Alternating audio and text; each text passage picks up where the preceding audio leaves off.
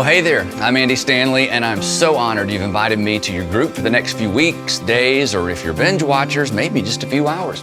I've written over 20 books, I have preached hundreds of sermons, but I've never been more excited about content than the content contained in Irresistible. And I hope you'll read the entire book, but if not, no worries, we will have plenty to talk about, and you will have plenty to discuss in your group. So, let's get started. And there's no better place to start than a story. In 2005, my son Andrew, who was probably 13 at the time, went with me and another father-son duo to China. And while we were there, we toured an American-owned leather goods factory. The owner asked if he could be our guide, and we said, of course. And as we began, he introduced us to a Chinese girl who was probably in her early 20s, who had worked her way up to management. He asked if it would be okay if she shadowed us during our visit, and of course, we were fine with that. 2 hours later, we were back in his office for a quick recap. And as we wrapped up, he asked, does anyone have any questions, referring to the tour? And to all of our surprise, the Chinese girl raised her hand. But her question wasn't directed to our guide, which was her boss. Her question was directed at me. And she said this. She said, are you a pastor? Now, I had no idea where this was going. I had not introduced myself as a pastor. I wasn't even sure if it was okay to be a pastor. After all, we were in China. I said, yes, I'm a pastor. But what she said next, well, you may find this hard to believe. I certainly did. But in her beautiful, broken English, she smiled and said, how good is good enough? I recognize your voice. Well, as you can imagine, I was floored. How Good is Good Enough is the title of a little book I had recently published, but the book was based on a manuscript from a sermon that I had preached many years before. She said, 2 years ago, someone gave me a CD of your sermon, How Good is Good Enough. I listened to it over and over, and then I asked Jesus to save me and to live inside me. Before I was empty, and now I am full. Well, I was stunned, but she went on. She said, I wanted to go to church, but there are no churches in my city. She began attending a Bible study in an apartment close to where she lived. The closest church, as it turned out, was like an hour away. She said it took her almost 2 hours to get there by bus. But that wasn't her only question. Her follow-up question is why I'm sharing this bit of self-serving narrative. After telling us about how difficult it was to get to church, she asked, Pastor, why doesn't everyone in America go to church?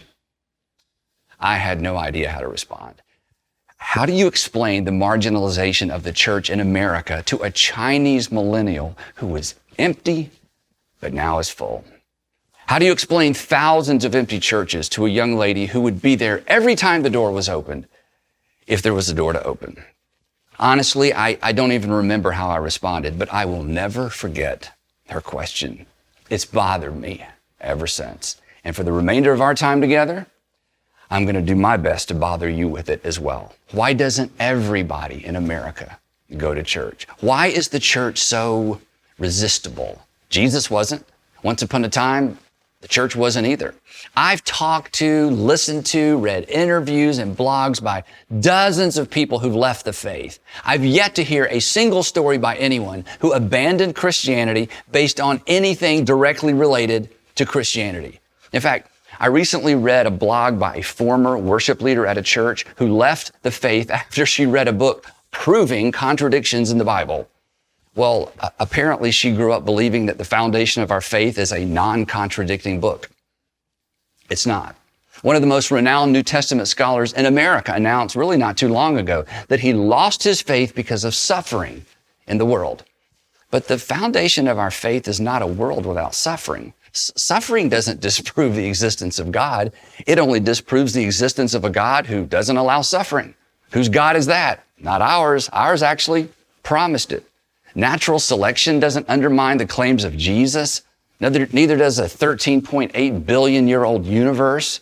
And if something I said just made you wince, I cannot tell you how happy I am that you are participating in this study, because you are about to be introduced to a better, more robust version of your faith. To be clear, it's not a new version, and it's certainly not original with me. In fact, it's hidden in plain sight in the Gospels and in the epistles of the Apostle Paul. We know it works because, well, it already worked. Once upon a time, members of a Jewish cult called the Way, against all odds, captured the attention and ultimately the dedication of the pagan world, both inside and outside the Roman Empire. So, what did these first century Christians know that we don't? What made their version of our faith so compelling, so resilient, so irresistible? How did a movement begun in the armpit of the Roman Empire survive the first century?